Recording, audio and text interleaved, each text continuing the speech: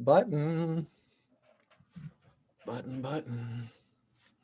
Hello and welcome to Nerdarchy for Nerds by Nerds. I'm Nerdicus Dave, and today I am joined by Stuart from the Loading Crew. How are you doing today?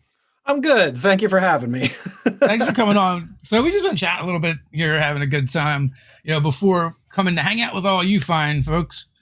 So for anyone who might not know what the Loading Crew is, you want to give us the elevator pitch?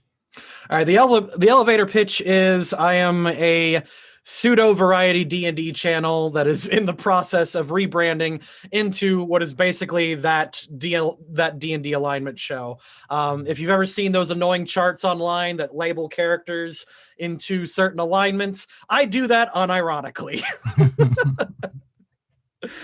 But yeah, I care way more about the writing and the character development and all that kind of stuff, and I put it into a D&D context. That is what I do. Yeah, I've seen you've been on a tear with the alignments. Like everybody's getting alignmented. I just did one with Undertale that I was super proud of. I poured a lot of elbow grease into that video. So how are the comment section of those videos? I mean, like alignment is the chair of the bar, right? You want to start a bar fight, throw a chair. Well, in D&D, you want to start a fight, throw out the word alignment. Better than you think. The first thing I knew this was going to be a problem when I started the series. And for a long time, I would always start with the video with my pitch. I'd be like, howdy, friendos. My name is Stuart. And today we're going to look at alignment through the lens of our Shrek video. And the Shrek video, I always tell people to go watch because that lays the baseline to how I do it. And I point out if I'm ever on a controversial topic, I'll always say, alignment is different in every version of the game. This is how I do it, and this is how clear cut as I'm going to make it. Granted, there's still a case-by-case basis in a lot of things, but for the most part, my comments are very positive. Unless you're in the Rick Sanchez video, then there is nothing but salt there.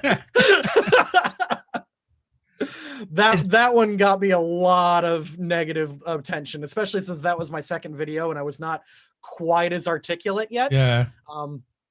But yeah, I think that one was definitely an interesting one. You guys also do have a ton of Pokemon content as well, right? Yep, we actually got started. Weirdly enough, our channel history is really odd. This is deep Loading Crew lore. Yeah. But we started at way back in like 2008 as a Yu-Gi-Oh channel. And we would do like deck videos. Like I would make a psychic deck and show it off and we would have duels and stuff. But then we stopped after my wife and I had our kid. And that just, puts a hold on everything. Kids ruin everything. Heard here first. Yeah. Have you heard that John Colton song, You Ruined Everything? No, is it about him singing about his kid? He's singing about it. It's a wonderful song. It's like, it's you ruined everything. And then the chorus goes, but in the nicest way. Yeah. It is a wonderful song. But yeah, so after she was born, she ruined everything. And then later, my wife got into plush producing because she had postpartum from having the kid and she couldn't do anything. So she just made plushies all day. And I wanted to promote and sell them. So we kind of started up the channel again. And we got real buddy with a group called Team 4-Star. Do you know who they are? I do not. Team 4-Star is a group of basically parody makers. They produce Dragon Ball Z Abridged. And that is basically taking Dragon Ball, but cutting it down and making it shorter and funnier. That's basically what they did. We got really, really close with them and we started like doing campaigns with them. In fact, several of their biggest members and including their former CEO was on our Pathfinder campaign. And I just started recording them and posting them. It got a bit of attention.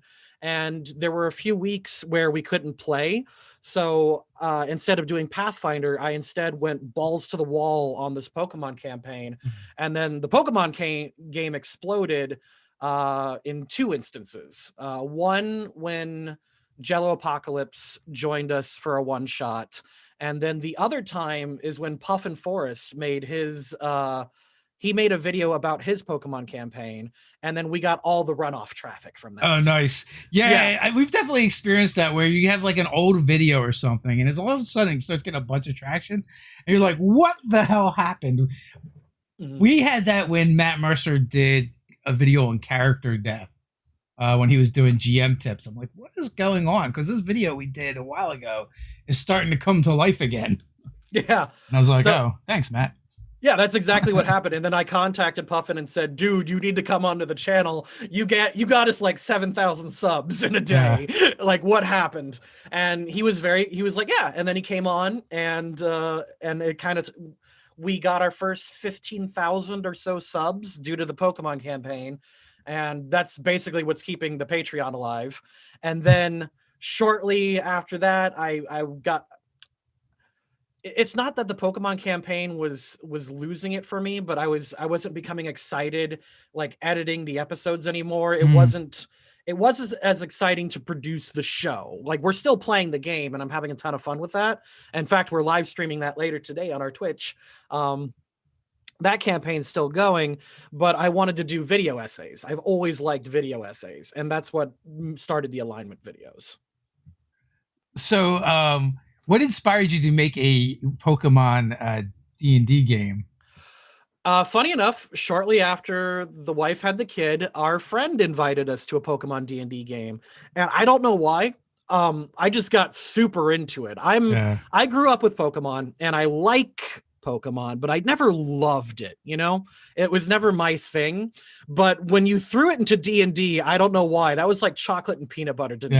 I just ate that up, and I noticed there were a lot of problems when running a Pokemon game. For example, he tried to translate it 1-to-1 from the video game, and that didn't work. For one, in the video game, you challenge checkpoint people like gym leaders, and it's 1-on-1. And I noticed that did not work in a tabletop setting, because one person's challenging the gym leader, everyone else is bored. And I just completely retooled it. And I'd like to think we're the best in the terms of YouTube Pokemon D&D, but then again, there's no one else doing that. That's like bragging that you have the healthiest burger at McDonald's. I'll give it to you. You can have it. I'll take it. D&D Pokemoners ever. Yeah, or the top. So do you play as the trainers? Yeah, you play as the trainers, and they capture Pokemon, and there are trainer classes. For example, are they all evil? Are they all evil? No. I do have an evil team, because of course you have to. It's Pokemon, right? Yeah. You stop a terrorist group. This particular team, they are time travelers from an alternate future being led by a time traveling Pokemon, and they are coming back to the past, actually to an alternate reality, and they want to save this reality and prevent it from what's happening. And they're doing that by killing the people who made that reality happen. And of course, our heroes were like, okay, we get it, but stop, please. Yeah. Murder bad. Yeah, and that's basically it. Murder bad. That is the moral of the story. But it's also, I also really like morally gray areas. I like sad things. I like we were actually having that political conversation earlier, and we were discussing, like, there are universal truths. There are no good guys and bad guys. As long, like, most people are really chill when it comes to some things. It's just they have passions about what they believe in. And when I created the evil team, that's what I was going for. In fact, that's everywhere in the campaign. There are, oh God, I was attempting, I'm not even sure if I should bring this up, because it was a really hot topic. Do you remember when refugees first started coming into Europe from the Middle East? Vaguely, yeah. That was a few years ago, and I kind of played with that a little bit, and then I quickly dropped it because I realized it was not the right place to do in an improv setting. Yeah. Where there were refugees coming in, and most of them were sincere, but there were problems being caused. And I was like, no, this has got to stop. I could not handle that in an improv setting. But yeah, it was a lot like, there's a lot of moral gray there, and there is a pro and a con to everything. And also too, like, topics like that you can bring in a much easier to your home game that's not being streamed or whatever with friends that and I've done that plenty of times. But then the internet is the internet, so topics like that are best to be avoided. Right. No, and that's the thing. The thing is too, most of my audience gets what I'm doing. Like even if I bring in something like a real hot topic and I play with it, I try to present it as this is the situation.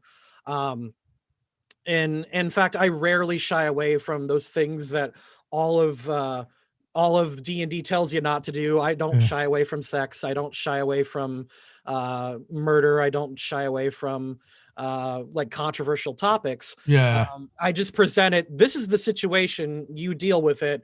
And most of the time, the audience gets it. They get that this is an experiment. With that stuff, I think it really comes down to like consent with your players, right? And as long as everyone at the table has agreed to like, this is the kind of topics that are okay, this is what we're good with, and then you can always be like, for the audience, like, hey, this show is rated whatever because this is what we do, and then they can choose to watch or not watch.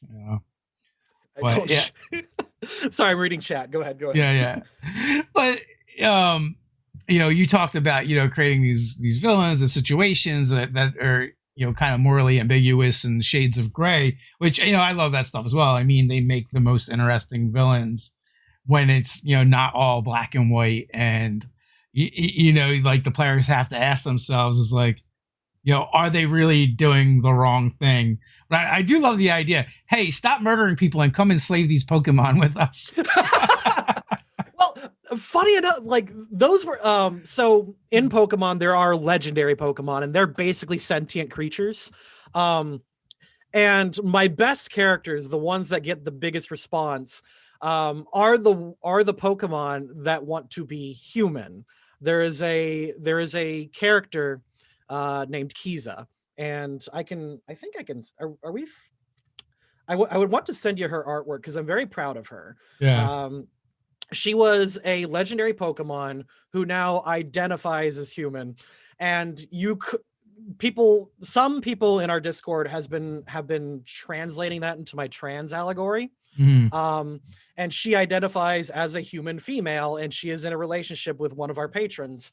And like people really like her. She like exploded in terms of just people really coming. And then some people are pointing out Lugia. Yeah. There's another character who acts very human, acts like that. But these are all Pokemon that have very human characteristics and human-like goals, and they've gone over very well. I'm very proud of most of them, but once in a while, that's just how we roll. So how many sessions are you up to with the Pokemon campaign? Is that still going on? It is still going on. We are on. I would like to say we're over 90 sessions, probably over 100. I know there's over 1,000 named characters in this campaign. Oh wow. Yeah, it's my Roll20 is lagging all the time because of how many character sheets there are. I would think we're on session 100 if we're including spin-offs and one-shots, because once in a while I'll have a guest come in and it's like an anthology story where they don't always directly I wouldn't say interfere. They don't directly interact with the main plot, but what they do does affect things down the line. For example, we invited a very controversial internet guest in. Have you ever heard of Monkey Jones? No, I have not heard of Monkey Jones. Okay, Monkey Jones is an edgy boy, kind of like Filthy Frank, if that name means anything to you. Nope. Okay. That's okay. I'll research later. Yeah, Monkey Jones's humor kind of comes from like bullying and school shooters, if that tells you anything. Okay. There's a lot of his humor in that. We invited him in to be the main antagonist for a hot minute. It didn't really Was your work pitch well. like, people hate you, can you be our villain? Mm-hmm. He actually cameoed as the main villain in Undertale in my last video, actually. And people were really concerned. It's like, why did you bring him in? And I'm like, are you saying he makes a bad villain? So yeah, no, it's very interesting. So when these these guests come in, they'll often take a session or 2 or 3. And interestingly enough, I was actually in contact with Matt Mercer for a while. I met him at a con. I told him what we were doing. He gave me his email. We exchanged a couple emails. He was going to come on, and he was going to be part of the Elite Four, which is a big thing in Pokemon. Okay. And he was going to come in with his friends. They were going to be the Elite Four, but just before we confirmed his session, he bought out Critical Role from Geek and Sundry. Yeah. And it's like, well, he's now too busy for us. And yeah, I mean, even back then he was still really busy. Mm-hmm. We had kickstarted a book, and he actually wrote the forward for us, and we must have I think we just snuck under the wire for like him, how busy he was at the time. Mm-hmm. Because we've tried having him on the show quite a few times. We've gotten 2 yeses from him. I'm like, if you say yes to us one more time and don't do it, I think you got to give us your firstborn, by like fairy law or something. But no, Matt is a really good guy. Every time I've met him, he's always been decent and very easy to approach. Oh no, he's sort definitely... of he's easy to approach if you can make it through the mob. Oh god, yeah. When I met him, it was a very pleasant experience. I've got no complaints about it. So no, no hard feelings there. So Joe always asks, what is your favorite dragon? Call me a basic bitch. I like red dragons. Yeah, red dragons are fun. Simply because they're that always chaotic evil, Yeah. And I either play that hard or I subvert it hard. Red dragons are just fun that way because they give you that instinctive gut reaction from players. A red dragon appears. Big things are happening. We need to pay attention, And like fire. Who doesn't like setting things on fire? Oh yeah. Fire is the most exciting element. Like electricity is better in this situation, but as Joe Cat says, just fireball. Just that's all you need. Also, XP to level 3, fireball. Oh yeah. I mean, D&D memes are as good as they actually are. So yeah, pretty much. And folks, if you have any questions, feel free to ask them. Just put question in front of it so I can pick them out easier. How did you start your YouTube channel? What made you decide to be a YouTuber? Like I said, way back in like 08, 09, we actually did competitive Yu-Gi-Oh! And that's how we started there. We gained about 800 subs, which was really good back then, just from Yu-Gi-Oh! Content, especially. But then, like I said, we had the kid, and it just didn't happen for a while. And then I got back into it once we started trying to promote her plushies and stuff. But I even knew when I was younger, I always wanted to make content online. When I was in middle school, I watched a lot of Newgrounds, specifically like Legendary Frog and other animators like that. So I definitely... When I was a kid, there was no YouTube. Well, what was it? When I was 13, so that's like 03. So Newgrounds was the big thing then. I don't think there was. When did YouTube start? Like 05, 06? I don't remember. It was 06 or before that because my buddy really got started doing things online in 06. Mm-hmm. What if you ran into a lawful good red dragon? Dude, I have lawful good red dragons all the time. It is not a shocking thing. I love that shit. Give me more characters that break that mold. Forget the lawful good red dragon, chaotic evil gold dragons where it's at. Mm-hmm. Oh, I like what happened? Why did he do that? What's going on? I really dislike the... do you remember that hot button issue a while ago with the orcs? Yeah. I got annoyed when people started like really laying into it, but I realized I do that anyway. Like, my Underdark especially is full of like all different kinds of drow. There's actually a drow paladin city that are straight up just lawful good. So it never bothered me in most of my settings, but it annoyed me that the internet was telling me how to behave. Yeah. You know what I mean? So I don't like that. why are your players so great crazy? Because they're all comedians and actors, and I am the normie that has to lead them. You're the straight guy. So in the routine, nice. So loading crew name. What is the lore behind that? Okay, that lore started in high school. I was a band geek, and so was my wife, and so were all of my best friends. And we would help put the instruments on the trailer and get them off. And whenever we did that, our band director called us the loading crew. And when I was younger, when I was in high school, I was really into Family Guy, and I knew that Seth MacFarlane called his company Fuzzy Door Productions after his college professor's door that he would walk into. He had a fuzzy door. And so I was like, I will do the same thing. I will be Seth MacFarlane. I will be the loading crew, because that's what my professor called me. And I said, funny. if I ever started a company, it was going to be called the loading crew.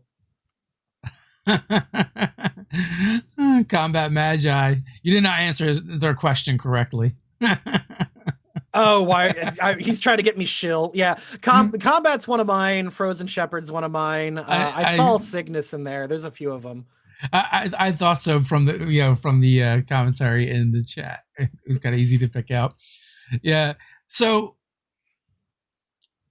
are you doing YouTube full time now? Or are you working towards that? I am currently full time, and that was mostly by choice.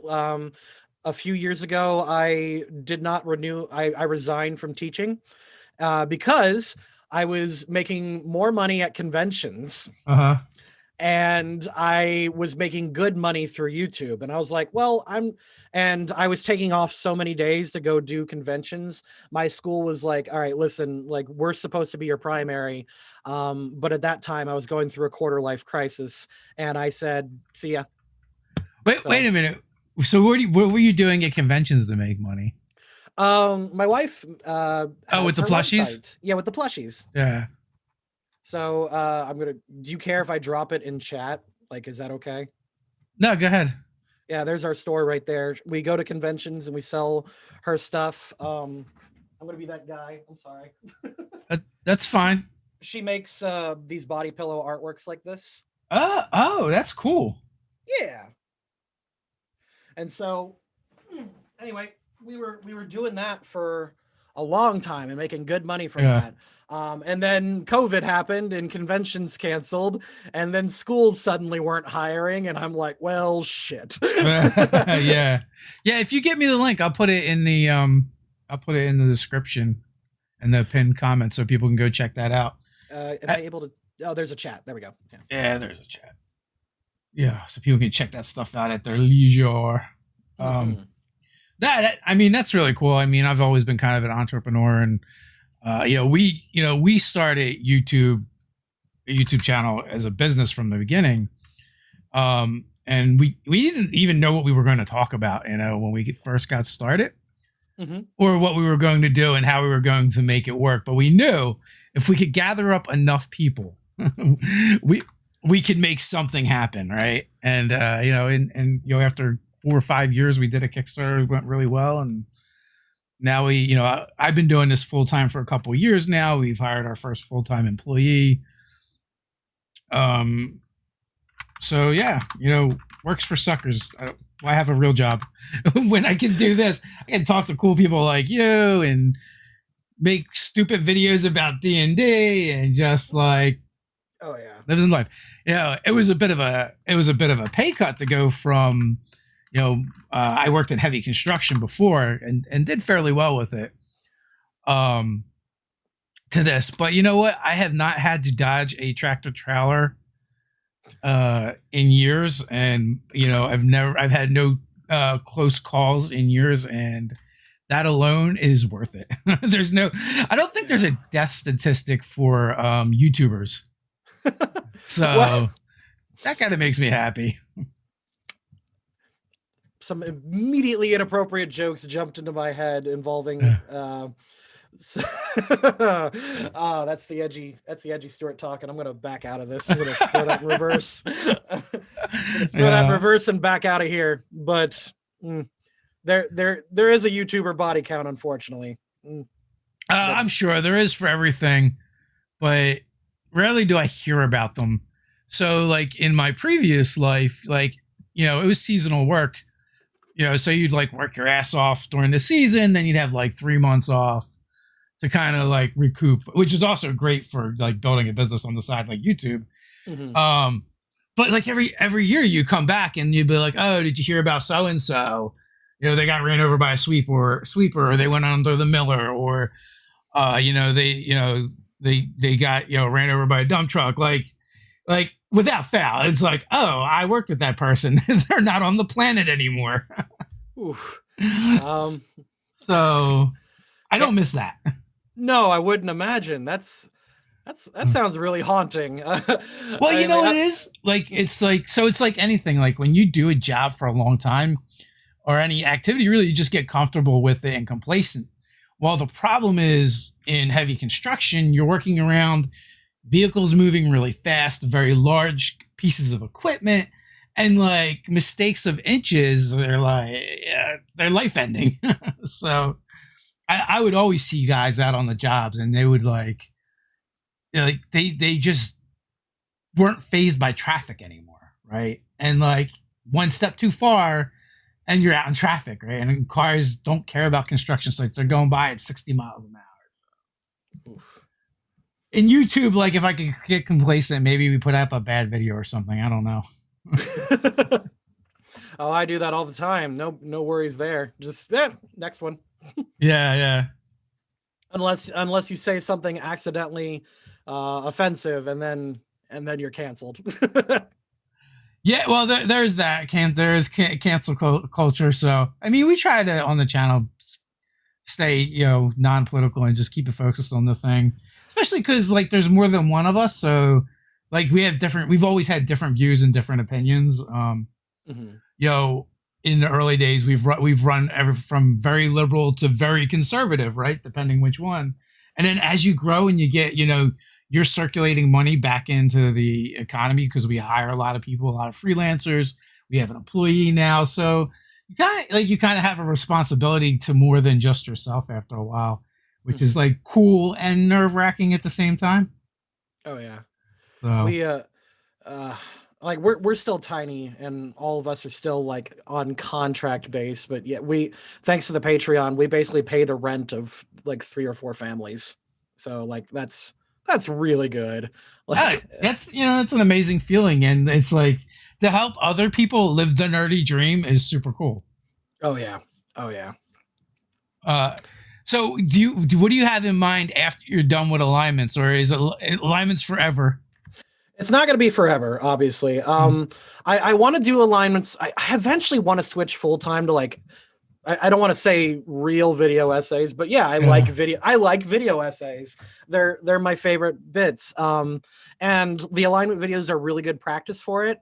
Like if you look into it, like the way I kind of structure it, there's an intro, there's I call it the ding ding portion or the cinema sin portion. Mm-hmm. I don't know if you watch the videos that much, but yeah, essentially there's an intro, there's a cinema sin portion where I basically play around with the alignment wheel, and then there's an exit credits, and the outro is more where I flex my video essay skills. I'll give my opinion about a piece, what I think about the character arc, what I think about the character's development, and that sort of thing. In reality, I never really cared to do any of it.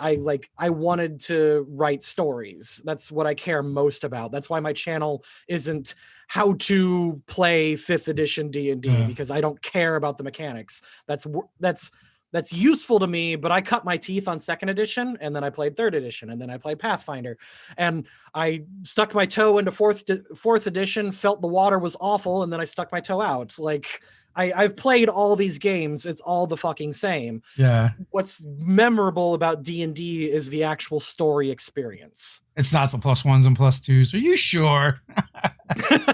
Well, that's okay. So like, once again, so like EXP to level 3, we're talking very positively about them. Once 6th edition comes out, they got to make more videos, So like that's where that goes. Although Or if you're a YouTuber and you make a living making videos, that's not necessarily a bad thing. that's not a bad thing, no, but that does Yeah. to me subtract from the, I wouldn't say the art of it, because their videos are exceptionally good. Like EXP to level 3 knocks it out of the park. But I'm using them as the good example, if you know what I mean. Yeah, I love Jacob's videos. They always make me laugh. Like, we were talking like, we don't like, I don't watch a lot of other content creators that are doing, the gaming and D&D stuff, just because I'm so inundated by that stuff all the time. Sometimes I want to break from it. But like XP to level 3 is one of them, because like I don't really see his videos about being about gaming as much as just being entertaining. Jacob's just an entertainer, and he's gonna sing a stupid song or make stupid faces or lay on the floor or something weird. Yeah, that no, makes me like, laugh. yeah, like EXP, I love them. Okay, let's go ahead and play list off of what D&D content creators we watched through. Yeah. Definitely EXP. Joe Cat, I like him a lot. Then again, he's been working with me a lot on videos, so I really appreciate him for that. I watch Puffin, obviously. You watch Dingo Doodles? Less than I should, I think. Yeah. I like her videos, but to me, I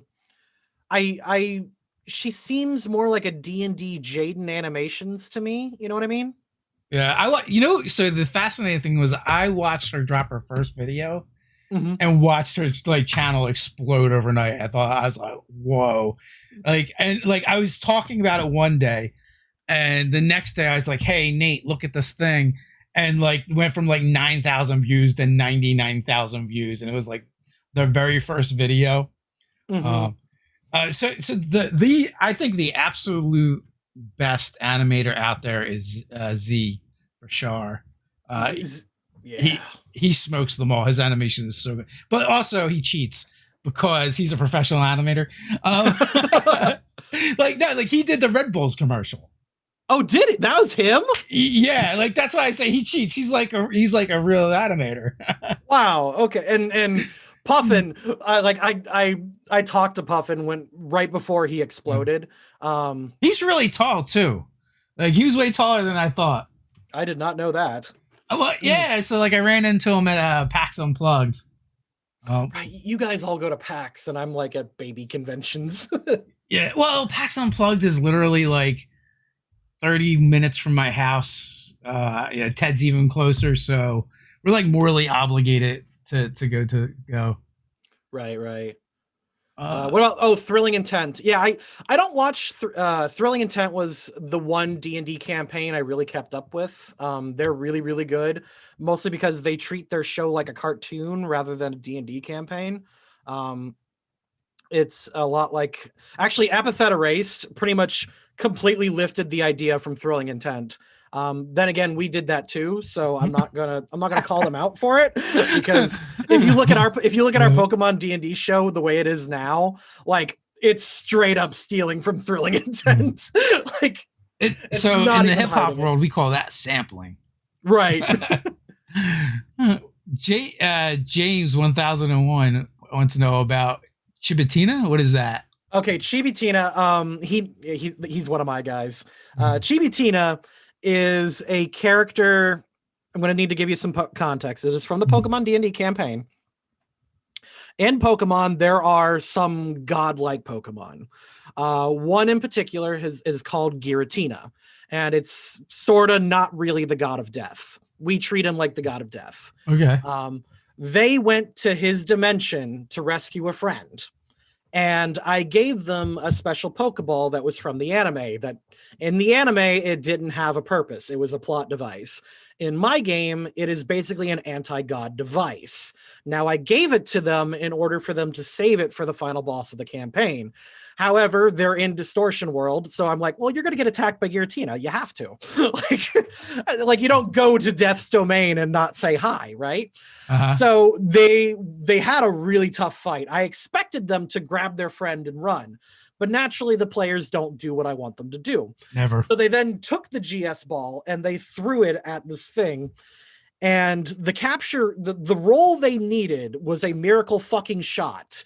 And they got a miracle fucking shot every time. And they got it. And I was like, no. And I did not want them to get it because that is a powerful creature in their pocket now. But then I realized, oh, wait, I established the GS ball as an anti-god device. So naturally, I reduced it to level 1, made it really, really tiny, and we called it Chibi Tina. That's great. And so he became like the mascot of the party. He's like the god of death, like, but chibi, but tiny. Oh my God. And what was funny is our daughter has this, she runs into the room all the time while we're playing and just interrupts the game. She'll just be like, Daddy, I'm watching Pokemon, Daddy. And I'm like, good job, kiddo. Or she's just like doing this all the time. Yeah. And so the audience realized we should have her voice the character. So I'm going to send you this. I don't know if you could play it, but I'm going to be that dad. So I now, in the story, Chibi Tina is now a YouTuber because that's how he gains followers and worshipers, is through YouTube. Oh my goodness. So what I just sent you there is a link to the announcement from Chibi Tina about the new release schedule for the campaign. And I don't know. See, I don't know how to do it on the fly. That's fine. You don't have to. I went ahead and linked it in chat if you guys want to check it out. But it's essentially my daughter going, hello and welcome, foolish mortals. You know, that kind of thing. Yeah. Oh, nice. Mm-hmm. So yeah, that was one of the better decisions that we made on the channel. So Super Chibi, cool. if anyone talks about Chibi Tina, they're probably talking about the JoJo, about my little girl. Well, you know, whenever you can exploit your children, you should. Oh, exactly. I mean, who's that kid? Jacob's Toy Reviews makes like $1 bazillion a year. Yeah. I don't know. Now that niche is a little rough, but oh, he made it already. He's got a show on Nickelodeon and everything. It's ridiculous. Oh, okay. Yeah, so I dropped the link in the chat. There it is. I don't know. It's YouTube's weird, so it might not let you put links in there. Oh no, it blocked me. Oh, what do you know? Yeah.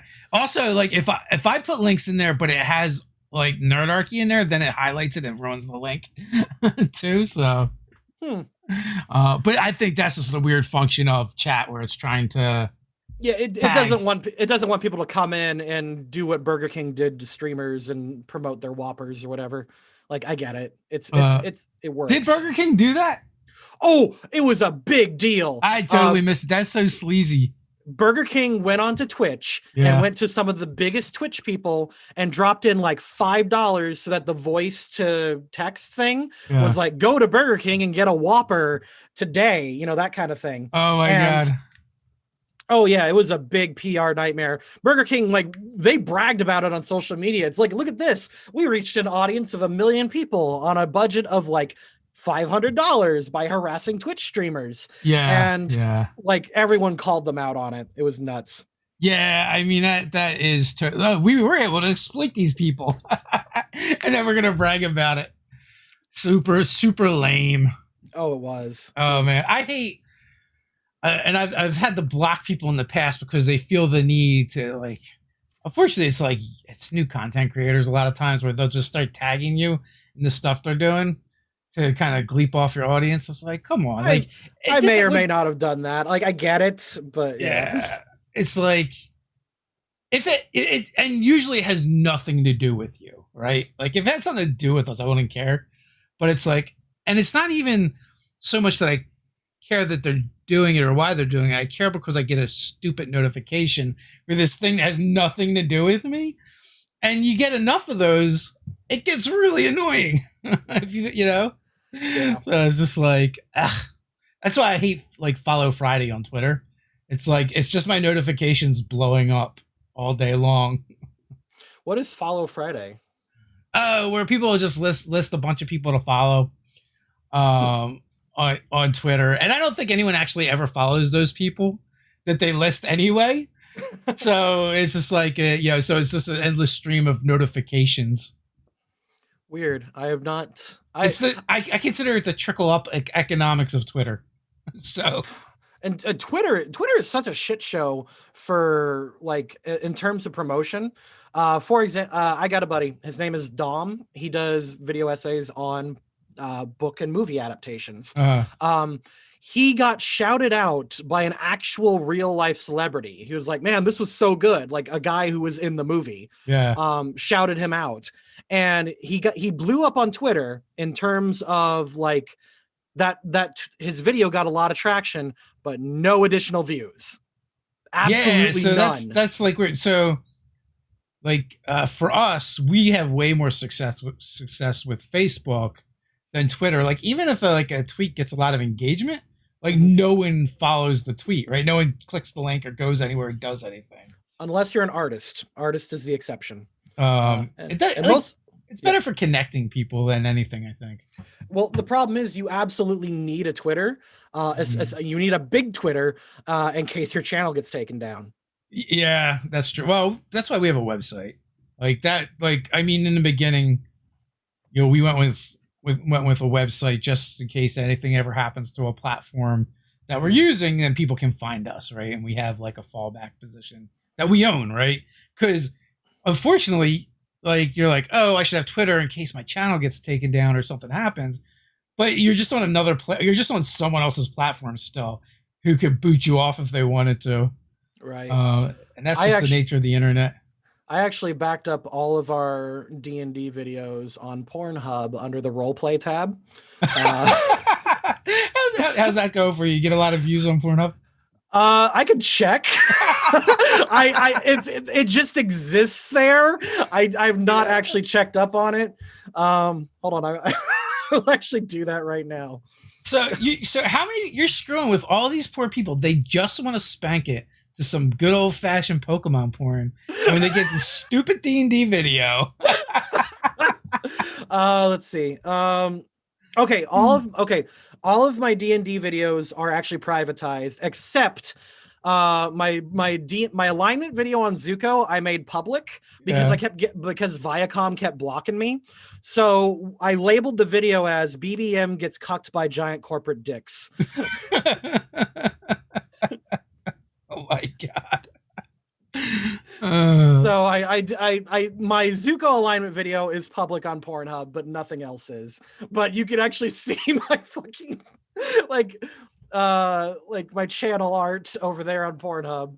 So it does exist. It does exist. There you go, folks. But right now, see, now everybody knows now your Pornhub's going to blow up. It does. My Zuko video does have 127 views. I wonder if you got any followers from that. I got 4 subscribers on Pornhub. And one, who's my friend? Who's Massive Lust? Who are you? Sorry, I'm just like I'm just now paying attention. How's the monetization on a porno? I can't say I know, but oh my god. Well, this was an unexpected plot twist. Yeah, well, apparently, like that's actually a pretty common thing to do is back up your videos on Pornhub because their censorship laws or policies obviously are not as strict as YouTube. In fact, gun channels actually have a very strong presence on Pornhub because next to YouTube, they are the biggest. Like that site is the biggest fan submitted or original. It is the biggest repository of original content outside of YouTube. So gun chant, like if I'll go ahead and just look up gun. I just have a Dropbox with all my videos in it. Okay, a few of these are that first thumbnail is really alarming, but yeah, I just typed in gun and I'm seeing like how to clean your gun, how to like right there. Obviously I can't link most of this, but it's there. Yeah. I think honestly they just do it because that's what they spank to. Oh baby. Oh my god. So going in a different direction. Yeah, let's get off of that. Since the apocalypse has started, has your gaming been the same more or less? I pretty much ask everybody. To be honest, I've actually been like in terms of how often we're playing. Yeah. I'd almost argue less, because now I have to make like videos that get traction, because our Pokemon game doesn't get as many views or as much engagement as it did when we were just Pokemon. So if anything, I took off more days from streaming in order to edit videos than I used to. And then of course our other friends have various, their own engagements that they have to do. For example, our one friend who plays one of the main characters, she has to take off more often than anyone else because she gets a lot of work from Funimation now. And she has her own recording studio in her home, so she is often working from home at that point. So that's interesting. So I find like what I found is like a lot. What's happening is, because I mean, a lot of people I talk to are kind of in the industry, and most of them are playing more, not because they have more time, but because there's more other people that are like around now, because everyone's kind of at home. I guess maybe I'm just not good at capitalizing it like I should, but I just kind of I describe myself as a chaotic neutral person that is trying to work in a lawful neutral industry. Like you have to be precise, you have to be consistent, and there are some days it's like, yeah, I don't want to. I'm gonna work on this. I procrastinate on one project by working on another project. So are all your games streamed? No, like unstreamed games? So what we do is we live stream the games on Twitch, which I'm gonna be that guy if you don't mind. I'm gonna throw that there. So we actually have a live stream coming up today, where we're gonna the characters are doing a party. Basically, they are throwing a party for their friend, and there's going to be a lot of character interaction before they go into the next story arc. So that's we live stream that on Twitch, and then what happens is we then lock it so that it cannot be viewed except by patrons and subscribers on Twitch. But what happens later is we then edit down these very long streams into like 20 to 30 minute batches of very concentrated content. So it plays out more like a cartoon. So for example, if two characters are talking, it will cut away to their artwork actually like puppeteering back and forth. Oh, cool. So yeah. Sounds like a lot of fun. Who does your artwork? One of the main characters. She is a very, very good artist, and she does most of the artwork for the show. There is a very rare exception when I need someone to like do a very specific background or an animation, but otherwise it's all one of the players. So the plushies your wife does she do the art for that stuff as well? She as far as the website goes, she does, I would say, 85% of the artwork. We have a couple people within our studio who collaborate with us. There is a very popular Undertale animator by the name of JK Animations, or Yale Peñalosa, and she has her stuff on our website. Okay, cool.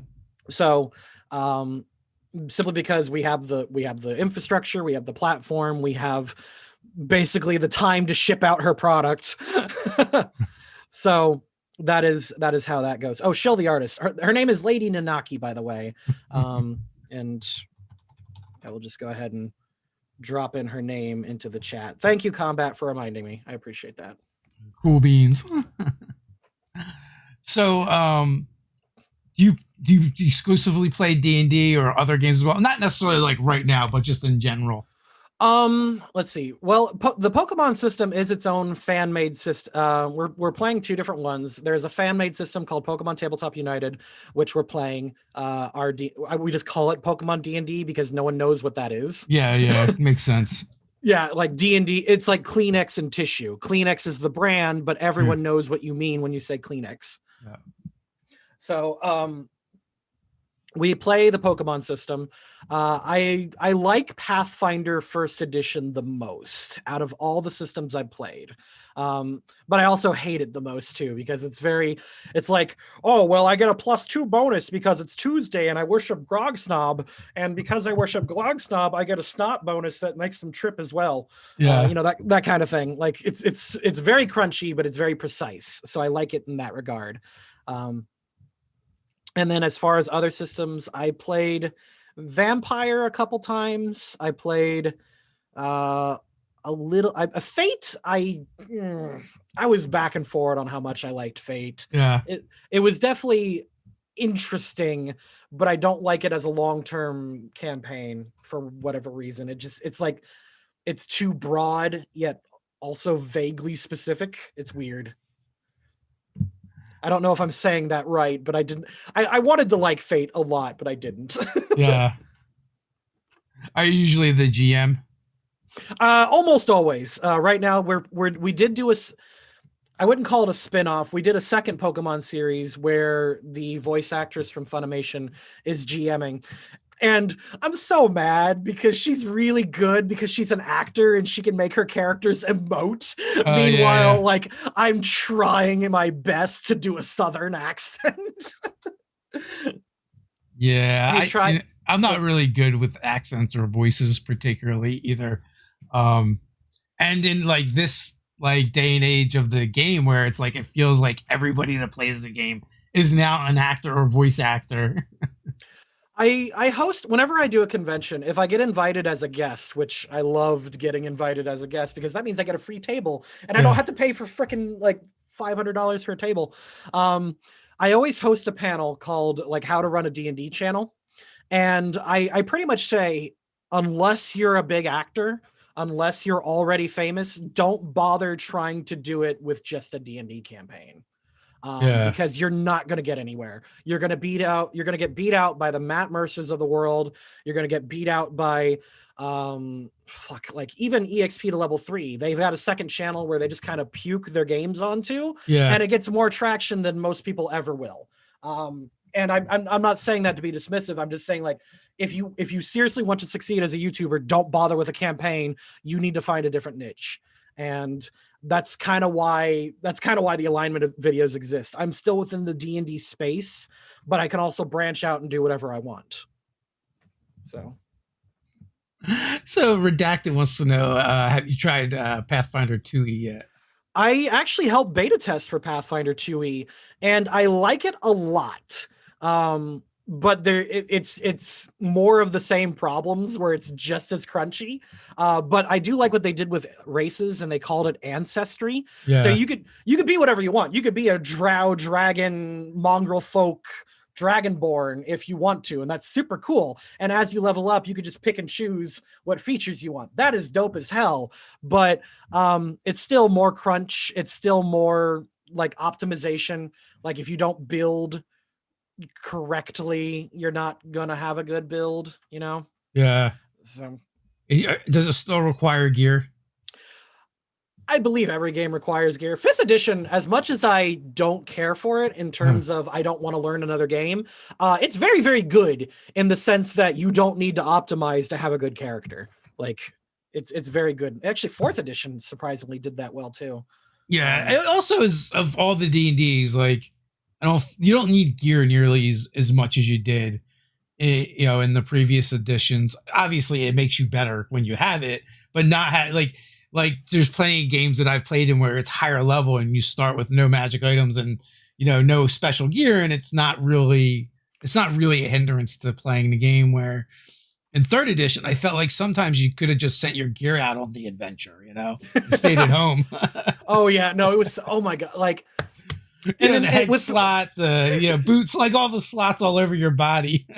The freaking Pathfinder has this weird problem too, where it only is really a problem in the later levels, but in later levels, magic is super important, but it's also like the most easily stopped thing because there's like if you, let's say I throw lightning at a level 20 dragon, or whatever the CR is, there is like 5 different things that I need to get past. I need to get past spell resistance. I need to get past their saving throw. I need to get past their damage reduction. I need to get past their other resistance. Like there's like 4 or 5 different layers to it that where the spell just won't fucking stick. And meanwhile, the sword user who is just decked out in 20,000 or 200,000 gold pieces of equipment, he's like, I'm always effective. Bam. Yeah. Animated gear video. So I'm actually playing in my first Pathfinder 2e game tonight. I know virtually nothing about the rules, so I'm going to get everything wrong, and my character will not be that optimized. Look, I just know I want to play a goblin alchemist that does bombs and blows things up. Don't we all? Yeah. Oh my god, 5th edition counterspell. Jesus. Oh my god. Counterspell is a problem. Counterspell's not so much. It was a problem in Pathfinder 2, but not nearly as egregious. Like, we see the chain reaction. We've seen the chain reaction a few times in our games. I think we got up to 3 or 4 counterspells in a round. It's like, you activated my trap card. You activated my trap. It's whoever has more wizards that can counterspell. Yeah, that's exactly what it was. I think the one game there was 2 on one side and 2 on the other. And everyone blew through them. And it was probably to stop like some stupid spell that just would have did like some damage. Right? But you like the amount of resources that were expended to make it not happen. Yeah, like well, the problem, and that is directly built into the mechanics of the spell itself in 5th edition too, because like in very few editions do you get a reaction, and that reaction changes the whole spell economy. Like the fact that you can activate shield as a reaction, or I think like Pathfinder experimented with that a bit with Magus, where like a lot of their spells were swift actions. Oh, Redacted said you're probably going to have a good time with the Alchemist. Apparently, Pathfinder 2nd Edition Alchemist is super fun. I'm playing with a fun group. Like, I'm of the opinion the system doesn't matter if you have a good group to play with. Like, some of my most fun games have been some Palladium games, and I just hands down think that's the worst system ever. Well, maybe not the worst ever, but it's a very archaic system in modern RPGs, right? It's what the pinnacle of 80s RPGs were back then, and it still plays the same exact way. But go ahead, sorry. But it's just, like, you get the right group of people together, it doesn't matter. You're just gonna have fun and tell stories. Oh yeah, like Pokemon's a broken system. We're having a great time. The worst, like I cut my teeth in 2nd edition D&D. I was taught to play through that system. And I don't know if you played, I'm guessing you played that, but that was a broken mess of a game. Like, the most effective character was a warrior with max strength with darts. Yes. And that's because darts got 8 fucking attacks around, and they just, and their stupid ass strength did like 8 damage consistently each time. And that was that's one of my pet peeves about 5e. You can't build a good, tosser. You can't build a good character that tosses weapons, because you don't get it. You can't draw enough weapons to make it work. Because of that, you say that, but like, I remember 1st edition playing our ranger. Their main thing was fighting with daggers, throwing daggers, and they just were like decked out with daggers all over their body because you could throw more of them in a round. But you can't do that now. So. I mean, I'm sure there's someone out there who's made a class variant, like knife thrower, like barbarian, or knife thrower wizard. Some fucking, like, that is what's great about 5th edition. It was that inclusive, and it was that flexible, that pretty much any Joe Schmo can make something relatively competitive without being stupidly broken. With the exception, apparently, 5e Rangers. Apparently, Rangers have always been hard to balance.